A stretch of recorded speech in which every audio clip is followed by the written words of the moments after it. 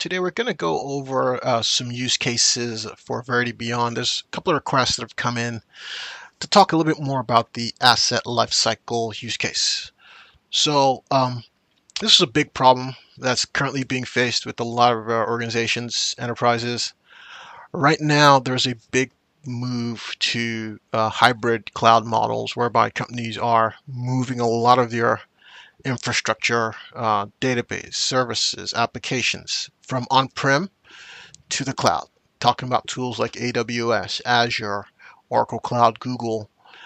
And what we're seeing is that as companies are making these migrations, they're provisioning servers, services, compute structures, blocks, a lot of utilities that were formerly hosted on-prem, even down to identifiers, right? Certificates.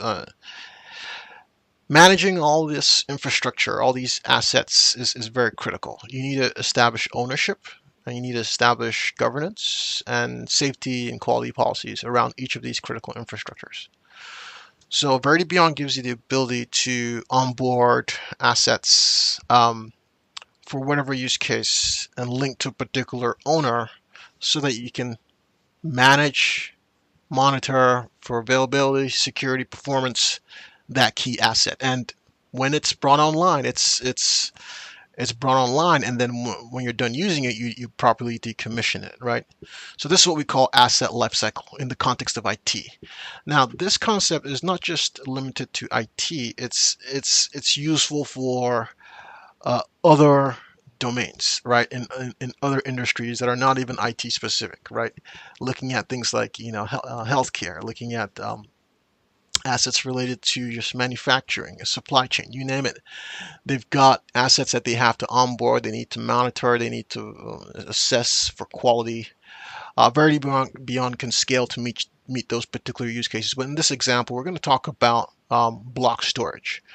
So what I did for this demo was I set up I onboarded a SAN storage device. So this is Oracle Cloud. Oracle Cloud is one of the cloud vendors that we've used for a couple of our projects. One of our engagements, a lot of customers were spinning up, the customer was spinning up multiple block storages, volumes, and they wanted to be able to link those backup storages back to an owner, to tie it back to an owner for database backups, for database syncs, database tier 1, tier 2 backups. So we onboarded that particular asset, specified the name of the asset.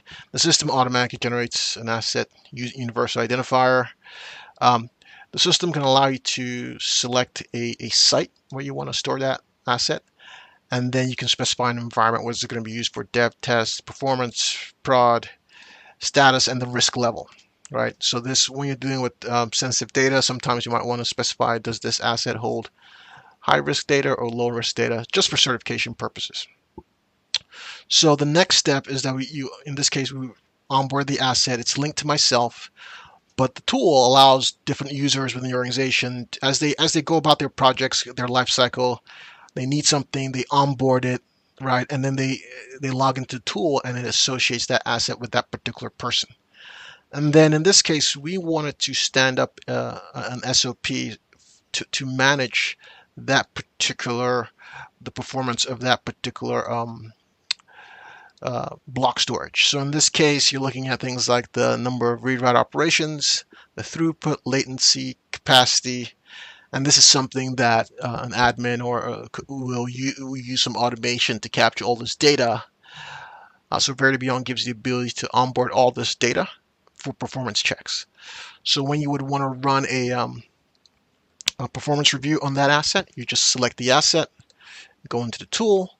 It's already linked to me. It specifies where the location is. You just select your certification that you want to run on it, and then you quickly run through it. What's the number of read-write operations? So with tools like this, for example, Oracle Cloud and a couple of other vendors, they will have real-time analytics that captures all that data. And this is something that we can just capture, review the numbers, and then we will identify basically what is passing, what's failing, what needs to be reviewed. So in this case, we click pass. The next item is the throughput. We're measuring the amount of data that's transferred per second. We'll pass it as well. The latency as well. So This is what an admin will run, perhaps maybe once a week on a scheduled basis. And then if everything checks out okay, they're done with their review, and then they're on to the next item. So you can use automation to capture the key elements for performance. Or in some cases, let's say you're monitoring a particular system and you want to get a bird's eye view on the performance of that system. You can also run a manual certification, a manual review for that particular asset. So with that being said, you have your data, you can capture the results, and then once you have the results, that's pretty much the life cycle. So you can use it to onboard your assets. You can do quality certifications. You can do security certifications. You can do performance reviews on that asset for a lifetime, just to make sure that you have your uptime to be more resilient. So this applies not just to digital assets. It also, again, scales out to other domains where you can have a physical asset where you have to capture performance metrics, quality metrics, safety metrics, bring it into the system, set up your SOP, and expose it to the business. And that's another step towards meeting key compliance regulations. All right, that's it with asset lifecycle management. I try to keep this short. Thank you for your time.